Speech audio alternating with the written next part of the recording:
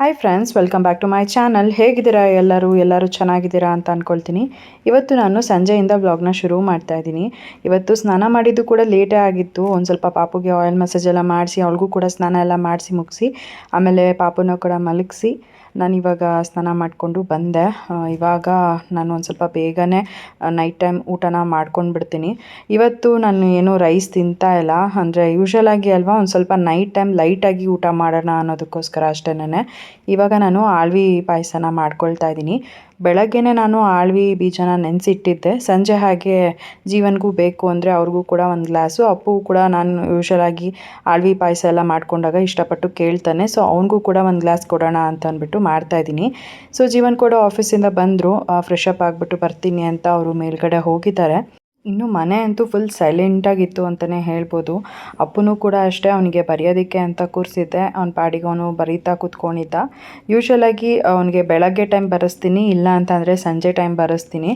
ಇವತ್ತು ಬೆಳಗ್ಗೆ ಅಷ್ಟಾಗಿ ಅವನಿಗೆ ಓದಿಸೋದಕ್ಕೆ ಆಗಲಿಲ್ಲ. ಪಾಪು ಕೂಡ ಒಂದು ಸ್ವಲ್ಪ ಕ್ರ್ಯಾಂಕಿ ಆಗಿದ್ಲು ಅಂತ ಅವಳ ಕಡೆನೇ ಗಮನ ಕೊಟ್ಕೊಂಡಿದ್ದಾಯಿತು.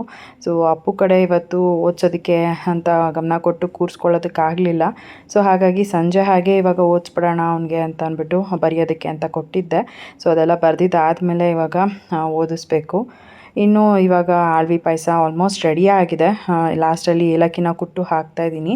ಸೊ ನನಗೆ ಯೂಶ್ವಲಾಗಿ ಏಲಕ್ಕಿ ಫ್ಲೇವರ್ ತುಂಬಾ ಇಷ್ಟ ಆಗುತ್ತೆ, ಚೆನ್ನಾಗಿರುತ್ತೆ ಕೂಡ ಆಳ್ವಿ ಪಾಯಸಕ್ಕೆ ಹಾಕ್ಕೊಂಡಾಗ. ಇನ್ನು ಪಾಪುನೂ ಕೂಡ ಆವಾಗವಾಗ ಎದ್ದೇಳ್ತಾನೆ ಇರ್ತಾಳೆ. ಹೋಗಿ ಅವಳನ್ನ ತೂಗ್ಬಿಟ್ಟು ಬರಬೇಕು. ಇಲ್ಲಿ ಚೆನ್ನಾಗಿ ಗಾಳಿ ಬೀಸುತ್ತೆ ಕಿಟಕಿ ಹತ್ರ ಅಂತ ಅಂದ್ಬಿಟ್ಟು ಪಾಪುನ ಯಾವಾಗಲೂ ಜೋಲಿನಲ್ಲಿ ಇಲ್ಲೇ ಹಾಕ್ಬಿಟ್ಟು ಮಲಗಿಸಿರ್ತೀನಿ. ಸೊ ನೀಟಾಗಿ ಗಾಳಿ ಬೀಸ್ತಾ ಇರುತ್ತಾ, ತಂಪಾಗಿರುತ್ತೆ, ಚೆನ್ನಾಗಿ ನಿದ್ದೆ ಮಾಡ್ತಾಳೆ ಅಂತ. ಬಟ್ ಏನಂದರೆ ಆವಾಗವಾಗ ಎದ್ದೇಳ್ತಾನೆ ಇರ್ತಾಳೆ. ಹೋಗಿ ತೂಗ್ಬಿಟ್ಟು ಬರಬೇಕು. ಇನ್ನು ಅಪ್ಪನೂ ಕೂಡ ಬರೀತಾ ಇದ್ದ. ಆಲ್ಮೋಸ್ಟ್ ಎಲ್ಲ ಕಂಪ್ಲೀಟ್ ಆಯಿತು ಅಂತ ಅಂದ್ಬಿಟ್ಟು ಅವನು ಕೆಳಗಡೆ ಬಂದ. ಇನ್ನು ಜೀವನ್ ಕೂಡ ಅವರು ಫ್ರೆಶ್ ಅಪ್ ಆಗಿ ಬಂದರು. ಸರಿ, ಅವ್ರಿಗೂ ಕೂಡ ಒಂದು ಗ್ಲಾಸ್ ಮತ್ತು ಅಪ್ಪಗೂ ಕೂಡ ಒಂದು ಗ್ಲಾಸ್ ಆಳ್ವಿ ಪಾಯಸನ ಕೊಡೋಣ ಅಂತ ಅಂದ್ಬಿಟ್ಟು ಇವಾಗ ಸರ್ವ್ ಮಾಡ್ಕೋತಾ ಇದ್ದೀನಿ. ಆಳ್ವಿ ಬೀಜನ ಇಂಗ್ಲೀಷಲ್ಲಿ ಆಲಿಮ್ ಸೀಡ್ಸ್ ಅಂತ ಹೇಳ್ತಾರೆ. ಇದು ಬಂದುಬಿಟ್ಟು rich in iron, protein, fibre and vitamin A and C ಅಂತ ಹೇಳ್ಬೋದು.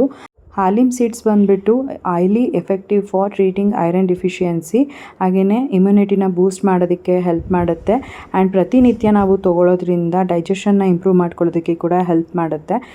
Rich in fibre, weight loss ಮಾಡ್ಕೊಳ್ಳೋದಕ್ಕೂ ಕೂಡ ಹೆಲ್ಪ್ ಆಗುತ್ತೆ. ಮತ್ತು ಮೆನ್ಸ್ಟ್ರಲ್ ಸೈಕಲ್ ನಮಗೆ ಪ್ರಾಪರಾಗಿ ಇಲ್ಲ ಅಂತ ಅಂದರೆ ಪ್ರತಿನಿತ್ಯ ಅದನ್ನು ತೊಗೊಳೋದ್ರಿಂದ ಮೆನ್ಸ್ಟ್ರಲ್ ಸೈಕಲ್ ಕೂಡ ಪ್ರಾಪರಾಗಿ ಮಾಡ್ಕೋಬೋದು. ಹಾಗೆಯೇ ಹೇರ್ ಹೆಲ್ತ್ನ ಪ್ರಮೋಟ್ ಮಾಡ್ಕೊಳ್ಳೋದಕ್ಕೆ ಕೂಡ ತುಂಬಾ ಹೆಲ್ಪ್ ಆಗುತ್ತೆ. ನರ್ಸಿಂಗ್ ಮದರಿಗೆ ಮೇಯ್ನಾಗಿ ಬ್ರೆಸ್ಟ್ ಮಿಲ್ಕ್ ಪ್ರೊಡಕ್ಷನ್ನ ಇಂಪ್ರೂವ್ ಮಾಡ್ಕೊಳ್ಳೋದಕ್ಕೆ ತುಂಬಾ ಹೆಲ್ಪ್ ಆಗುತ್ತೆ. ಸೊ ನಾನಂತೂ ಸುಮಾರು ದಿನಗಳಿಂದ ತೊಗೊಳ್ತಾ ಇದ್ದೀನಿ, ಹಾಗಾಗಿ ನಿಮಗೂ ಕೂಡ ರೆಕಮೆಂಡ್ ಮಾಡ್ತಾ ಇದ್ದೀನಿ.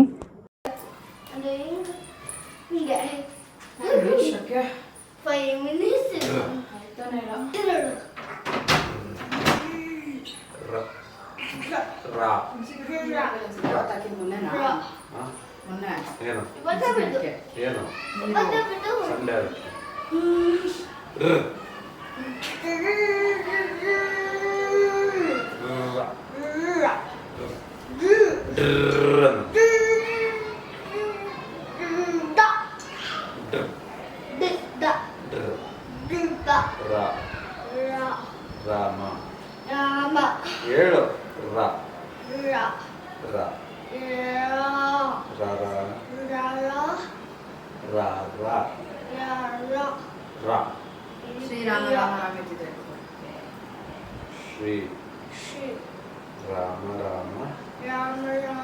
ರಾಮೇತಿ ರಮೆ ರಾಮೇ ಮನೋರಮೆ ಸಹಸ್ರ ಸಹಸ್ರ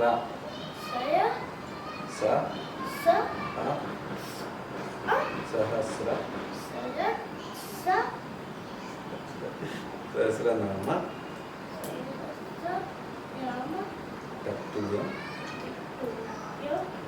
ರಾಮನಾಮ ರಾಮನೇ ವಾ ರಾ ನೇ ನೇ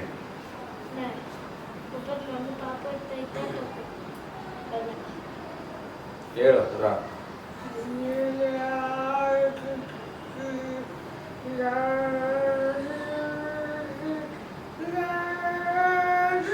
ಅದ್ಯಾಕೆ ವಾಯ್ಸ್ ಹಂಗೆ ಮಾಡ್ತೀಯ? ರಾ ರಾ ಗೊತ್ತಾಯ್ತು ರಾ ರಾ ರಾ ರಾ ಗೊತ್ತಾಯ್ತಾನೆ ಡೈಲಿ ಪ್ರಾಕ್ಟೀಸ್ ಮಾಡು ಬರುತ್ತೆ ಹೇಳು ಇನ್ನೊಂದ್ಸರಿ ರಾ ರಾ ರಾ ನಾಲ್ಕೇನ ಅಲ್ಲಾಡಿಸ್ಬೇಕು ಹೋಗಿ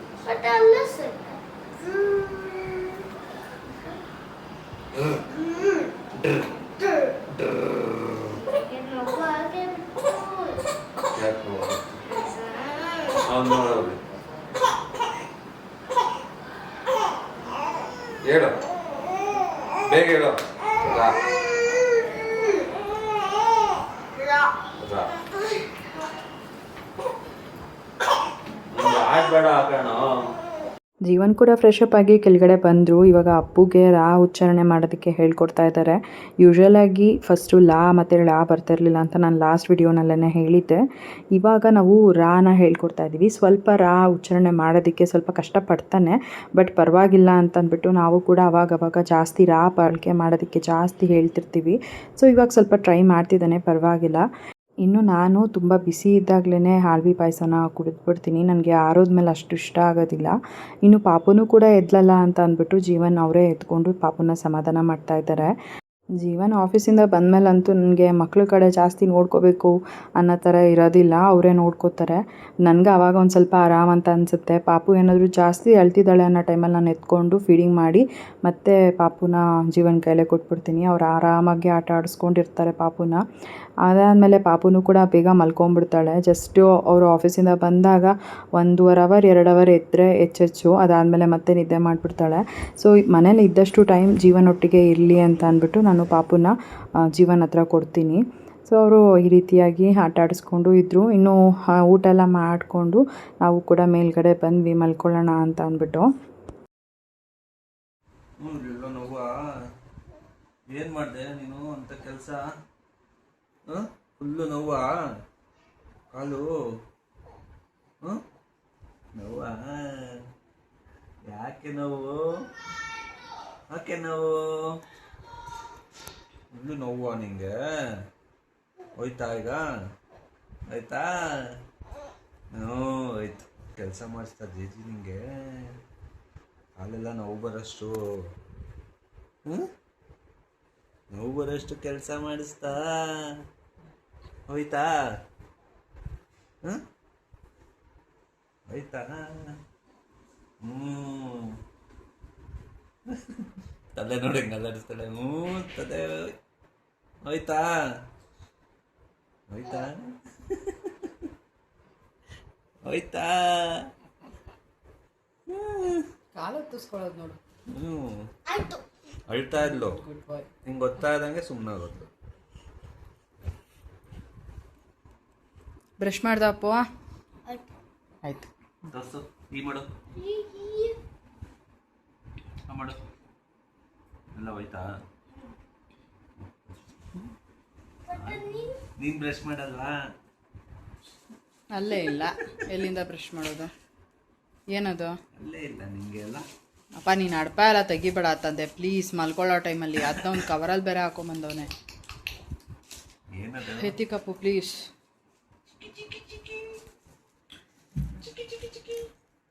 ಸರಿ ಮಲ್ಕೋ. ನಾನು ಮಲ್ಕೊತೀನಿ, ನಾನೇನು ಮಾಡಲಿ? ನೀವೆಲ್ಲ ಮಲ್ಕೊಂಡ್ರೆ ನಾನು ನೋಡ್ಕೊಂಡು ಕೂತ್ಕೊಳ್ಳ? ಟಿ ಶರ್ಟ್ ತಗೋಬಾ, ಇನ್ನೊಂದ್ಸರಿ ತೋರಿಸ್ತೀನಿ ನೋಡೋಣ. ವಿಡಿಯೋ ಕೇಳ್ತೀನಿ.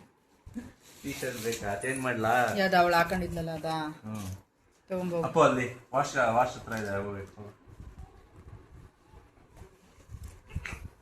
ಏನು ಸಿರಿ ಅಲ್ಲೇ ಇದೆ ನೋಡಿ, ನಿಮ್ಮ ಕೆಳಗೆ ಖರ್ಚು. ಹಾಕ್ಲಾ ಬಟ್ಟ ನಿಂಗೆ?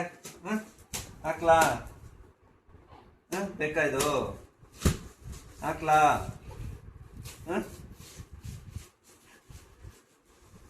ಬೇಕಾ ಬೇಡವಾ? ಬಾ ನಿನ್ಗೆ ಹಾಕ್ಲಾ? ನಿನ್ಗೆ ಹಾಕ್ಲಾ? ಬಾ ಹಾಕ್ತೀನಿ. ಅದೇನೋ ಬಟ್ಟೆ ಅಂದ್ರೆ ಆಗಲ್ಲ ಅವಳಿಗೆ. ನೋಡಲ್ಲಿ ಅದ್ ನೋಡ್ಬಿಟ್ಟು ಅಳ್ತಾ ಇರೋದು. ಹಾಕ್ಲಾ? ಹಾಕ್ಲಾ? ಹಾಕ್ಲಾ? ಒಳ್ಳೆ ಏನು ಜೋರಾಗಿ ಹತ್ಬಿಟ್ಟು ನೋಡಿ ಹಾಕ್ಲಾ ಇದು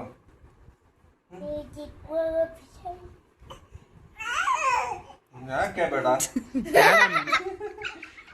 ಬೇಡ ನಿಂಗೆ ಅದರಲ್ಲಿ ಏನಿದೆ ಸಿರಿ, ಗೊಂಬೆ ಇದೆ ಅಷ್ಟೇ, ಮಿಕ್ಕಿ ಮೌಸ್ ಅದು. ಅವಳು ಯಾವಾಗ ಹಾಕಿದ್ರು ಆ ಬಟ್ಟೆಗೆ ಅಳ್ತಾಳೆ. ಹ್ಞೂ ಅವಾಗಿಂದ ನೋಡು ಅವಳಿಗೆ ಇಷ್ಟನೇ ಆಗಲ್ಲ ಆ ಬಟ್ಟೆ. ಇನ್ನು ನೋಡು ಚೇಂಜ್ ಮಾಡಿದ್ಮೇಲೆ ಸುಮ್ಮನೆ ಹಾಕ್ತೀನಿ. ಇದೇ ಬಟ್ಟೆ ಇರಲಿ ಬಿಡು, ಇದೇ ಬಟ್ಟೆ ಇರಲಿ, ಇದೇ ಬಟ್ಟೆ ಕ್ಯೂಟಾಗಿ ಕಾಣಿಸ್ತದೆ. ಸಿರಿ ಟಚಿ ಮಾಡು, ಇವಾಗ ಟೈಮ್ ಆಯ್ತು. ಬೇಡ, ತೊಗೊಂಡೋಗಿ ವಾಶ್ಗೆ ಹಾಕ್ಬಿಡು ಬಟ್ಟೆನ. ಬೇಡ ಅದು ನಮಗೆ.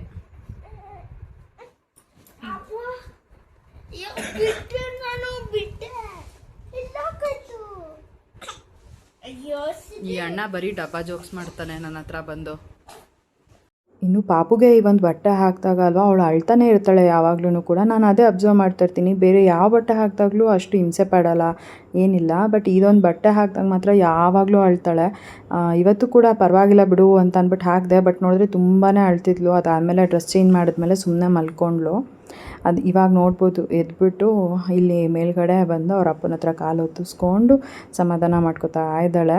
ಇನ್ನು ಜೀವನ್ನೇ ಪಾಪುರಿಗೆ ಫೀಡಿಂಗ್ ಮಾಡಿಸಿದ್ದಾದಮೇಲೆ ನೋಡಿಕೊಂಡು ಮಲಗಿಸ್ಬಿಟ್ರು.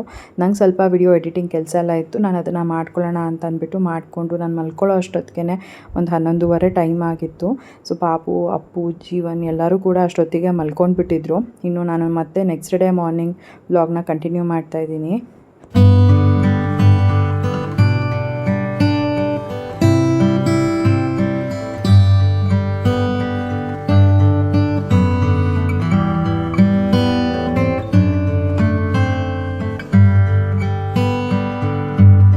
ಬೆಳಗ್ಗೆ ನಾನು ಎದ್ದಾಗ ಟೈಮ್ 7 ಗಂಟೆ ಆಗಿತ್ತು. ಎದ್ದು ಫ್ರೆಶ್ ಅಪ್ ಆಗೋಣ ಅಂತ ವಾಶ್ರೂಮ್ಗೆ ಹೋಗಿ ಬರೋ ಅಷ್ಟೊತ್ತಿಗೆ ಫೋನ್ ಕಾಲ್ ಬರ್ತಾನೆ ಇತ್ತು ಬ್ಯಾಕ್ ಟು ಬ್ಯಾಕ್. ಸರಿ ಯಾರು ಅಂತ ನೋಡಿದ್ರೆ ನಮ್ಮ ಅಜ್ಜಿ ಕಾಲ್ ಮಾಡಿದರು. ಮತ್ತು ಹಿಂದೆ ನಾನೇ ಕಾಲ್ ಮಾಡಿದೆ ಏನು ಅಂತ ಕೇಳೋದಕ್ಕೆ. ಅದಾದಮೇಲೆ ನಮ್ಮ ಅಜ್ಜಿ ಹೇಳಿದ್ರು, ಇವತ್ತು ನಾನು ಮತ್ತು ಮಂಜು ಆಂಟಿ, ಸ್ವಾಮಿ ಅಂಕಲ್ 3 ಜನ ನಿಮ್ಮ ಮನೆಗೆ ಬರ್ತಾಯಿದ್ದೀವಿ ಪಾಪು ನೋಡೋದಕ್ಕೆ ಅಂತ. ಸರಿ ಆಯಿತು ಬನ್ನಿ ಅಂತ ಅಂದ್ಬಿಟ್ಟು ಹೇಳಿದೆ. ಎಷ್ಟೊತ್ತಿಗೆ ಬರ್ತೀರಾ ಏನು ಎಲ್ಲ ಟೈಮಿಂಗ್ಸ್ ಕೇಳಿಕೊಂಡು ಮಾತಾಡ್ಬಿಟ್ಟು ಆಮೇಲೆ ಫೋನ್ ಕಟ್ ಮಾಡಿಬಿಟ್ಟು ಕೆಳಗಡೆ ಬಂದೆ. ಸೊ ಕೆಳಗಡೆ ಬಂದಮೇಲೆ ಯೂಶ್ವಲಾಗಿ ಮನೆ ಕೆಲಸ ಅದೆಲ್ಲ ಇರುತ್ತೆ ಅಲ್ವಾ. ಹಿಂದಿನ ದಿನವೇ ಪಾತ್ರೆ ತೊಳ್ಕೊಂಡ್ಬಿಡೋಣ ಅಂತ ಅಂದ್ಕೊಂಡೆ, ಬಟ್ ನನಗೂ ಆಗ್ತಾ ಇರಲಿಲ್ಲ. ಸರಿ ಬಿಡು ನೆಕ್ಸ್ಟ್ ಡೇ ತೊಳೆದ್ರೆ ಆಯಿತು ಅಂತ ಅಂದ್ಬಿಟ್ಟು ಎಲ್ಲ ಪಾತ್ರೆಗಳನ್ನೂ ಹಾಗೆ ಇಟ್ಟು ಆಮೇಲೆ ಹೋಗಿ ಮಲ್ಕೊಂಡಿದ್ದಾಯಿತು. ಇನ್ನು ಇವಾಗ ಪಾತ್ರೆ ಎಲ್ಲ ತೊಳೆದು ಅಡುಗೆ ಮನೆ ಎಲ್ಲ ಕ್ಲೀನ್ ಮಾಡಿಕೊಂಡೆ. ಝೆಪ್ಟೋನಲ್ಲೇ ಚಿಕನ್ ಮತ್ತು ಮೊಟ್ಟೆ ಎರಡನ್ನೂ ಕೂಡ ಆರ್ಡ್ರ್ ಮಾಡಿ ತರಿಸ್ಕೊಂಡಿದ್ದೆ. ಇವಾಗ ಫಸ್ಟಿಗೆ ಪಾತ್ರೆ ಎಲ್ಲ ತೊಳೆದು ಅಡುಗೆ ಮನೆ ಎಲ್ಲ ಕ್ಲೀನ್ ಮಾಡ್ಕೊಂಡಿದ್ದಾದಮೇಲೆ ಒಂದು ಸ್ವಲ್ಪ ಕಾಫಿ ಮಾಡಿಕೊಂಡು ಕುಡಿದ್ಬಿಡೋಣ. ಬೆಳಗ್ಗೆಯಿಂದ ಒಂದೇ ಸಮ ಕೆಲಸ ಮಾಡೋದಕ್ಕೆ ನಿಜ ನನಗಾಗಲ್ಲ, ಒಂಥರ ರೆಸ್ಟ್ ಬೇಕು. ಹಿಂದಿಂದನೇ ಕೆಲಸ ಎಲ್ಲ ಮಾಡ್ಕೊಂಡು ನಿಂತ್ಕೊಂಡ್ಬಿಟ್ಟೆ ನಂಗೆ ತುಂಬ ಅಂದರೆ ತುಂಬ ಬ್ಯಾಕ್ ಪೈನ್ ಬಂದುಬಿಡುತ್ತೆ. ಪಾತ್ರೆ ಎಲ್ಲ ತೊಳೆದಿದ್ದಾದಮೇಲೆ ಕಾಫಿ ಮಾಡಿಕೊಂಡು ಕಾಫಿ ಕೂಡ ಕುಡಿದ್ಬಿಟ್ಟು ಒಂದು 10 ನಿಮಿಷ ಇದ್ದೆ. ಅದಾದಮೇಲೆ ಅಡುಗೆ ಮನೆಗೆ ಬಂದು ಇವಾಗ ಅಡುಗೆ ಕೆಲಸಗಳನ್ನ ಮಾಡ್ಕೊಳ್ತಾ ಇದ್ದೀನಿ. ಇವತ್ತು ಚಿಕನ್ ಬಿರಿಯಾನಿ ಮಾಡೋಣ ಅಂತ ಅಂದ್ಬಿಟ್ಟು ಚಿಕನ್ನ ತರಿಸಿದ್ದು. ಸೊ ಇವಾಗ ಚಿಕನ್ ಬಿರಿಯಾನಿಗೆ ಏನೇನೆಲ್ಲ ಬೇಕು ಎಲ್ಲ ಇಂಗ್ರೀಡಿಯೆಂಟ್ಸ್ನ ರೆಡಿ ಮಾಡ್ಕೊಳ್ತಾ ಇದ್ದೀನಿ. ಇವಾಗ ಅಪ್ಪುಗೆ ಕೂಡ ಅಷ್ಟೇ ಬರೆಯೋದಕ್ಕೆ ಅಂತ ಒಂದಷ್ಟು ಕೊಟ್ಬಿಟ್ಟು ಬಂದಿದ್ದೆ. ಸೊ ಅವ್ನಿಗೆ ಕೊಟ್ಬಿಟ್ಟು ಬಂದಿದ್ರೆ ಅಲ್ವಾ, ಅವನ್ನೆಲ್ಲನೂ ಕಂಪ್ಲೀಟ್ ಮಾಡ್ತಾನೆ ಆ್ಯಂಡ್ ಅದನ್ನು ತೊಗೊಂಡು ಬಂದು ತೋರಿಸ್ತಾನೆ ಏನೇನು ಬರೆದಿದ್ದೀನಿ, ಕಂಪ್ಲೀಟ್ ಮಾಡಿದ್ದೀನಿ ಅಂತೆಲ್ಲ ಅಂದ್ಬಿಟ್ಟು. ಇನ್ನು ಎಲ್ಲ ಆಯಿತು ಮಮ್ಮಿ ಬರೆದಿದ್ದು ಅಂತ ಅಂದ್ಬಿಟ್ಟು ತೊಗೊಂಬಂದು ತೋರಿಸ್ತಾ. ಅದಾದಮೇಲೆ ಸರಿ ಆಯಿತು, ಒಂದು ಸ್ವಲ್ಪ ಹೊತ್ತಿತ್ತು, ಮತ್ತು ಆಮೇಲೆ ಮಧ್ಯಾಹ್ನದ ಮೇಲೆ ಬರೆಯುವಂತೆ ಬಿಡು ಅಂತ ಸುಮ್ಮನೆ ಆದೆ. ಇವಾಗ ನನಗೆ ಇಲ್ಲಿ ಅಡುಗೆ ಮನೆಯಲ್ಲಿ ಕೆಲಸ ಮಾಡ್ಕೋತಾ ಇದ್ನಲ್ಲ, ಅವನು ಕೂಡ ಬಂದು ಒಂದು ಸ್ವಲ್ಪ ಹೆಲ್ಪ್ ಮಾಡ್ತಾ ಇದ್ದಾನೆ, ಅದು ಇದು ತಂದು ಕೊಡೋದು ಎಲ್ಲನೂ. ಸೊ ಇಬ್ಬರು ಸೇರಿಕೊಂಡು ಮಾತಾಡಿಕೊಂಡು ಹೀಗೆ ಬೇಗ ಬಿರಿಯಾನಿ ಮಾಡಿಬಿಡೋಣ ಅಂತ ಅಂದ್ಬಿಟ್ಟು ಮಾಡ್ಕೋತಾ ಇದ್ದೆ. ಇನ್ನು ಬೇರೆ ಎಲ್ಲ ರೆಸಿಪಿ ಮಾಡೋದಕ್ಕೆ ಅಲ್ವಾ ನಿಜವಾಗ್ಲೂ ನನಗೂ ಕೂಡ ಟೈಮ್ ಸಾಕಾಗೋದಿಲ್ಲ. ಅವರು ಒಂದು 11 ಗಂಟೆ ಹಾಗೆ ಬರ್ತೀನಿ ಅಂತ ಹೇಳಿದ್ರು. ಅವ್ರು ಬರೋ ಅಷ್ಟೊತ್ತಿಗೆ ನಾನು ಬೇಗ ಮನೆ ಕೆಲಸ ಮಾಡ್ಕೊಂಬಿಡೋಣ ಅಂತ ಅಂದ್ಬಿಟ್ಟು ಪಾತ್ರೆ ಎಲ್ಲ ತೊಳೆದು ಅಡುಗೆ ಮನೆ ಎಲ್ಲ ಕ್ಲೀನ್ ಮಾಡಿಕೊಂಡೆ. ಅದಾದಮೇಲೆ ಕಾಫಿ ಮಾಡಿಕೊಂಡು ಕುಡಿದು ಇವಾಗ ಹಿಂದೆನೇ ಬಿರಿಯಾನಿ ಎಲ್ಲ ರೆಡಿ ಮಾಡ್ಕೊತಾ ಇದ್ದೀನಿ. ಸೊ ಬಿರಿಯಾನಿ ಅಡುಗೆ ಕೆಲಸ ಎಲ್ಲ ಮಾಡಿದಾದಮೇಲೆ ನಾನು ಮೇಲಿಂದ ಕಸ ಗುಡಿಸ್ಕೊಂಡು ಬರಬೇಕು. ನಮಗೆ ಕಸ ಗುಡಿಸ್ಕೊಂಡು ಬರಬೇಕು ನಮ್ಮ ಮನೆಯದು ಅಂತ ಅಂದರೆ ಆಲ್ಮೋಸ್ಟ್ ಒಂದು ಅರ್ಧ ಗಂಟೆ ಮೇಲೆ ಆಗೋಗ್ಬಿಡುತ್ತೆ ಎಲ್ಲ ಒದ್ರಿ ಕ್ಲೀನ್ ಮಾಡಿಕೊಂಡು ಬರೋದಕ್ಕೆ. ಹಾಗಾಗಿ ಸರಿ ಬಿರಿಯಾನಿ ಒಂದೇ ಸಾಕು. ಆಮೇಲೆ ನನಗೂ ಕೂಡ ಅವ್ರು ಬರೋ ಅಷ್ಟೊತ್ತಿಗೆ ಸ್ನಾನ ಮಾಡಿಕೊಂಡು ತಿಂಡಿ ತಿನ್ನೋದಕ್ಕಾಗತ್ತೆ ಅಂತ ಅಂದ್ಕೊಂಡೆ. ಬಟ್ ನೋಡೋಣ, ತುಂಬ ಲೇಟ್ ಆಗೋಗ್ಬಿಟ್ರೆ ಆಗಲ್ಲ. ನನಗೂ ಕೂಡ ಒಂದಷ್ಟು ಐಟಮ್ಸ್ ನೆನಪಾತಿದ್ದನ್ನೆಲ್ಲ ತರಿಸ್ಕೊಂಡಿದ್ದೆ, ಬಟ್ ಯಾವ್ಯಾವುದೆಲ್ಲ ಆಗಿಲ್ಲ, ನಾನೆಲ್ಲ ಮಿಸ್ ಮಾಡಿಬಿಟ್ಟಿದ್ದೆ. ಆಮೇಲೆ ನೋಡಿ ಬೇಕಾಗಿರೋದನ್ನೆಲ್ಲ ಮತ್ತೆ ಆರ್ಡ್ರ್ ಮಾಡ್ಕೊಂಡಿದ್ದಾಯಿತು. ಅದು ನೋಡಿದ್ರೆ 1/2 ಅವರ್ ತೋರಿಸ್ತಾ ಇತ್ತು. ಒಂದೊಂದು ಸಲ ಝೆಪ್ಟೋನಲ್ಲಿ ಬೇಗ ಬಂದುಬಿಡುತ್ತೆ ಒಂದೊಂದು ಐಟಮ್ಸ್ ಅಂತೂ ತುಂಬಾ ಲೇಟ್ ಆಗೋಗ್ಬಿಡುತ್ತೆ. ಸರಿ, ಲೇಟ್ ಆಗೋದನ್ನೆಲ್ಲ ಇನ್ನೇನು ಮಾಡೋದಕ್ಕಾಗಲ್ಲ, ಪರವಾಗಿಲ್ಲ ಹೇಗೋ ಅಡ್ಜಸ್ಟ್ ಮಾಡಿಕೊಂಡು ಬಿರಿಯಾನಿ ಮಾಡಿಬಿಡೋಣ ಅಂತ ಅಂದ್ಬಿಟ್ಟು ಮಾಡಿದ್ದಾಯಿತು.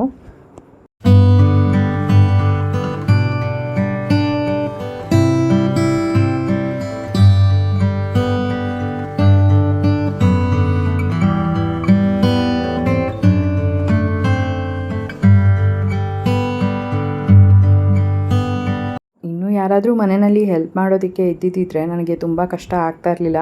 ಬಟ್ ಬರ್ತಾರೆ ಅನ್ನೋ ಖುಷಿನೂ ಕೂಡ ಜಾಸ್ತಿನೇ ಇತ್ತು. ಅದಕ್ಕೆ ಬೇಗ ಮನೆ ಕೆಲಸನೂ ಕೂಡ ಮಾಡ್ಕೊಂಬಿಡೋಣ, ಅವ್ರು ಬಂದಮೇಲೆ ಅವರೊಟ್ಟಿಗೆ ಮಾತಾಡ್ಕೊಂಡು ಕೂತ್ಕೋಬೋದು ಅಂತ ಅಂದ್ಬಿಟ್ಟು ಬೇಗನೆ ಕೆಲಸಗಳನ್ನ ಆದಷ್ಟು ಟ್ರೈ ಮಾಡ್ತಾಯಿದ್ದೆ ಮಾಡೋದಕ್ಕೆ.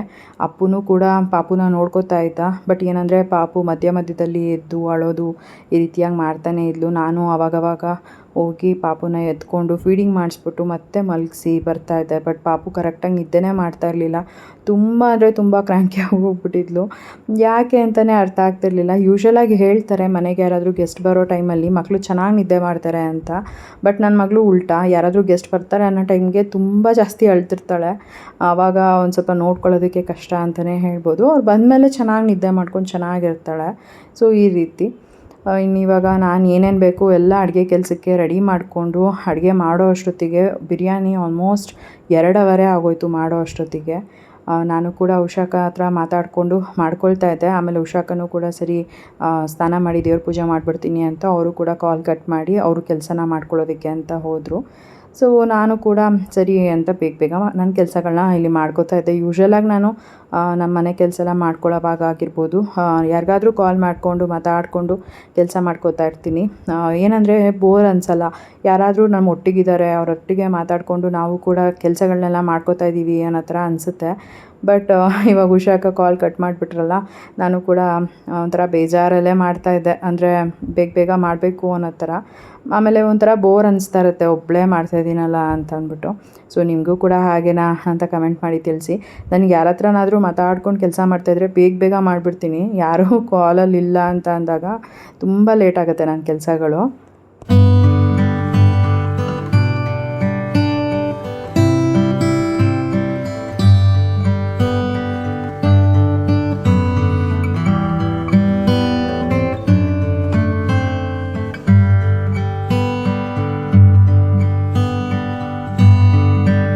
ಸುಮಾರು ಜನ ಕೇಳ್ತಾ ಇರ್ತೀರ ಒಂದಷ್ಟು ಪ್ರಶ್ನೆಗಳು. ನಿಮ್ಮ ಮನೆ ಟೋಟಲ್ ಕಾಸ್ಟ್ ಎಷ್ಟಾಯಿತು ಹೇಳಿ ಅಂತ. ಅದಾದಮೇಲೆ ನಿಮ್ಮ ಮನೆ ಹೋಮ್ ಟೂರ್ ಮಾಡಿ, ಆಮೇಲೆ ಕಿಚನ್ ಟೂರ್ ಮಾಡಿ ಅಂತ ಸುಮಾರು ಜನ ಕೇಳ್ತಾನೆ ಇರ್ತೀರ. ನನಗಂತೂ ನಾನು ಅಂದ್ಕೊಳ್ತೀನಿ ಇದೆಲ್ಲ ವಿಡಿಯೋಸ್ ಮಾಡಬೇಕು ಅಂತ ಅಂದ್ಬಿಟ್ಟು, ಬಟ್ ಸಾಧ್ಯನೇ ಆಗೋದಿಲ್ಲ. ಹಿಂಗೆ ಏನಾದರೂ ಒಂದು ಬರುತ್ತೆ, ಅದಾದಮೇಲೆ ಅದು ಮರ್ತೇ ಹೋಗುತ್ತೆ. ಸುಮಾರು ಜನ ಒಬ್ಬರಲ್ಲ ಇಬ್ಬರಲ್ಲ ಕೇಳಿರೋದು ಏನು ಪ್ರಶ್ನೆ ಅಂತಂದರೆ, ನಿಮ್ಮ ಮನೆ ಕನ್ಸ್ಟ್ರಕ್ಷನ್ ಕಾಸ್ಟ್ ಎಷ್ಟಾಯಿತು ಅಂತ ಅಂದ್ಬಿಟ್ಟು. ನಾನು ಹಾಗೂ ಹೇಳ್ಬಿಡೋಣ ಅಂತ ಅಂದ್ಬಿಟ್ಟು ಸುಮಾರು ಸಲ ಅಂದ್ಕೊಂಡಿದ್ದೀನಿ. ಬಟ್ ನಮ್ಮ ಮನೆಯಲ್ಲಿ ಬೇಡ, ಯಾಕೆ ಹೇಳೋದು, ಎಲ್ಲೋ ಒಂದು ಕಡೆ ಯಾರಾದರೂ ಒಬ್ಬರು ಕಮೆಂಟ್ ಮಾಡಿದಾಗ ಅಲ್ವಾ ನೀನು ಅವ್ರಿಗೆ ಸಪ್ರೇಟಾಗಿ ರಿಪ್ಲೈ ಮಾಡಿಬಿಡು. ಬಟ್ ಸೋಷಲ್ ಮೀಡಿಯಾದಲ್ಲಿ ಶೇರ್ ಮಾಡ್ಕೊಳ್ಳೋದು ಬೇಡ, ಎಲ್ಲರ ಕಣ್ಣು ಒಂದೇ ಥರ ಇರೋದಿಲ್ಲ, ಸುಮ್ಮನೆ ಯಾಕೆ ಬೇಕು, ಆಲ್ರೆಡಿ ಒಂದ್ಸಲಿ ಆಗಿದೆ, ಪದೇ ಇವೆಲ್ಲ ಬೇಡ ಅಂತ ಅಂದ್ಬಿಟ್ಟು ನಮ್ಮ ಮನೆಯಲ್ಲಿ ಹೇಳಿದಾಗ ನನಗೂ ಕೂಡ ಅದು ಯಾಕೋ ಗೊತ್ತಿಲ್ಲ, ಧೈರ್ಯನೇ ಸಾಕಾಗಲ್ಲ. ಯಾಕಂದರೆ ಆಲ್ಮೋಸ್ಟ್ ನನ್ನ ಸಬ್ಸ್ಕ್ರೈಬರ್ಸ್ಗೆ ಗೊತ್ತಿರುತ್ತೆ, ಲಾಸ್ಟ್ ಇಯರ್ ಇದೇ ಟೈಮಲ್ಲಿ ಜೀವನ್ಗೆ ಆಕ್ಸಿಡೆಂಟ್ ಆಗಿತ್ತು. ಆಗ ನಮ್ಮ ಮನೆಗೆ ಬಂದು, ಅಂದರೆ ಹೊಸ ಮನೆಗೆ ಬಂದು ಜಸ್ಟ್ ಒಂದು 4 ತಿಂಗಳು ಆಗಿತ್ತು ಅಷ್ಟೇನೆ. ಆ ಟೈಮಲ್ಲಿ ಆಕ್ಸಿಡೆಂಟ್ ಆದಾಗ ಅಲ್ವಾ ನಮಗೆ ದೊಡ್ಡದ್ರಲ್ಲಾಗೋದು ಎಲ್ಲೋ ಚಿಕ್ಕದ್ರಲ್ಲಾಗಿದೆ ಬಿಡಪ್ಪ ಅನ್ನೋ ಥರನೇ ಅನಿಸಿದ್ದು. ಯಾಕೆ ಅಂತಂದರೆ almost 2 months Jeevan bed ridden ಆಗಿದ್ರು. ನಿಜವಾಗ್ಲೂ ಆ ದಿನಗಳು ಇವತ್ತು ನೆನೆಸ್ಕೊಂಡ್ರೆ ಭಯ ಆಗುತ್ತೆ. ಅದು ನಡೆಯೋಕ್ಕಾಗ್ದಂತೆ ಪಾಪ ಅವ್ರು ಎಷ್ಟು ನೋವು ಅನುಭವಿಸಿದ್ರು, ಅದನ್ನೆಲ್ಲ ನಂಗೆ ಇವತ್ತಿಗೂ ನೆನೆಸ್ಕೊಂಡ್ರೆ ನಂಗೆ ಅಳು ಬರೋ ಥರನೇ ಆಗುತ್ತೆ. ದೃಷ್ಟಿ ಅನ್ನೋದಾದರೆ ಏನು ಬೇಕಾದ್ರೂ ಆಗುತ್ತೆ ಲೈಫಲ್ಲಿ ಅಂತ ಅಂದ್ಬಿಟ್ಟು ನಮ್ಮ ಅಜ್ಜಿ ತಾತ ಅವ್ರು ಹೇಳೋರು. ನಾನು ಆವಾಗ ಅಯ್ಯೋ ಏನೂ ಆಗಲ್ಲ ಅಂತ ಅಂದ್ಬಿಟ್ಟು ನಾನೇ ನೆಗ್ಲೆಕ್ಟ್ ಮಾಡ್ಕೊಂಡು ಇದ್ಬಿಡ್ತಾಯಿದ್ದೆ. ಬಟ್ ಆ ಟೈಮ್ ಆ ಸಿಚುಯೇಷನ್ ಅಲ್ವಾ, ಆದಾಗ ನಮ್ಮ ಅಜ್ಜಿ ತಾತನೂ ಹಾಗೆ ಹೇಳ್ತಿದ್ರು, ನೋಡು ನಾನು ಹೇಳ್ದೆ ನೀನು ಮಾತು ಕೇಳಿಲ್ಲ, ದೃಷ್ಟಿ ಆಗುತ್ತೆ ಅಂತ, ನೋಡಿ ಇವಾಗ ಅಂತ ಅಂದ್ಬಿಟ್ಟು. ಆವಾಗ ನಿಜವಾಗ್ಲೂ ತುಂಬಾ ಬೇಜಾರಾಗಿತ್ತು. ಹೌದಲ್ವ, ಅವ್ರು ಹೇಳೋದನ್ನು ಕೇಳಬೇಕಾಗಿತ್ತು ನಾನು ಅನ್ನೋ ಥರ. ಈಗಲೂ ಅಷ್ಟೇ ಎಷ್ಟೊಂದು ವಿಷಯಗಳಲ್ಲಿ ಅಂದ್ಕೊಂಡಿದ್ದೀನಿ ನಾನು, ಈ ಥರ ಏನಾರ ಆಗಿಬಿಟ್ರೆ ಅಂತ ಅಂದ್ಬಿಟ್ಟು. ಸುಮಾರು ಜನನೂ ಕೂಡ ಹೇಳ್ತಿರ್ತೀರ, ಇವಾಗ ಪಾಪುನ ತೋರಿಸೋ ವಿಷಯಕ್ಕೆ ಆಗಿರ್ಬೋದು, ಸುಮಾರು ಜನ ಹೇಳಿದ್ದೀರಾ ದೃಷ್ಟಿ ಆಗುತ್ತೆ ಅಂತ. ಯಾಕೆಂತಂದರೆ ದೃಷ್ಟಿ ತೆಗೀರಿ ಅಂತ ನೀವೇ ಕಮೆಂಟ್ ಮಾಡಿಬಿಟ್ಟಿರ್ತೀರ. ಆ ಕ್ಷಣಕ್ಕೆ ಆ ಟೈಮಲ್ಲಿ ನಾನೇ ದೃಷ್ಟಿ ತೆಗೆದುಬಿಡ್ತೀನಿ ಪಾಪುಗೆ. ಸೊ ಒಂಥರ ಪಾಸಿಟಿವಿಟಿಯಾಗಿ ನೀವು ಹೇಳಿದಾಗ ನಂಗೆ ತುಂಬ ಖುಷಿ ಆಗುತ್ತೆ. ಹಾಗೆಯೇ ಸುಮಾರು ಜನ ಇಷ್ಟಪಡ್ತೀರಾ, ಸಪೋರ್ಟ್ ಮಾಡಿದ್ದೀರಾ, ಅಲ್ಲಿಂದ ಇಲ್ಲಿವರೆಗೂ ನೀವು ನಮ್ಮ ಜೊತೆಲಿದ್ದೀರಾ, ತುಂಬಾ ಖುಷಿ ಆಗುತ್ತೆ. ಬಟ್ ಎಲ್ಲೋ ಒಂದು 100%ಅಲ್ಲಿ ಅಟ್ಲೀಸ್ಟ್ 1% ಆದರೂ ಇರ್ತಾರಲ್ವ ಯಾರಾದರೂ ಒಬ್ಬರು ದೃಷ್ಟಿ ಹಾಕೋರು. ಸೊ ಅದು ಒಂಥರ ಭಯ ಅಂತಲೇ ಹೇಳ್ಬೋದು. ಇನ್ನು ಅದನ್ನು ಬಿಟ್ಟರೆ ನಾನು ನನ್ನ ಗಂಡನ ಬಗ್ಗೆ ಈ ಥರ ಆಗಿತ್ತಲ್ಲ ಲಾಸ್ಟ್ ಇಯರ್, ಅದನ್ನು ನಾನು ನಿಮ್ಮ ಜೊತೆ ಶೇರ್ ಮಾಡಿಕೊಂಡೆ. ಇದೊಂದು ವಿಷಯಕ್ಕೇ ನನಗೆ ಯಾರಾದರೂ ತುಂಬ ತೀರಾ ಪರ್ಸ್ನಲ್ ಬಗ್ಗೆ ಕೇಳಿದಾಗ ಒಂದು ಸ್ವಲ್ಪ ಭಯ ಆಗುತ್ತೆ ಶೇರ್ ಮಾಡ್ಕೊಳ್ಳೋದಕ್ಕೆ. ನೋಡೋಣ ಟೋಟಲ್ ಕಾಸ್ಟ್ ಬಗ್ಗೆ ನಾನು ಯಾವಾಗ ನಿಮ್ಮ ಜೊತೆ ಶೇರ್ ಮಾಡ್ಕೊಳ್ತೀನಿ ಅಂತ. ಬಟ್ ಸದ್ಯಕ್ಕಂತೂ ಇಲ್ಲ.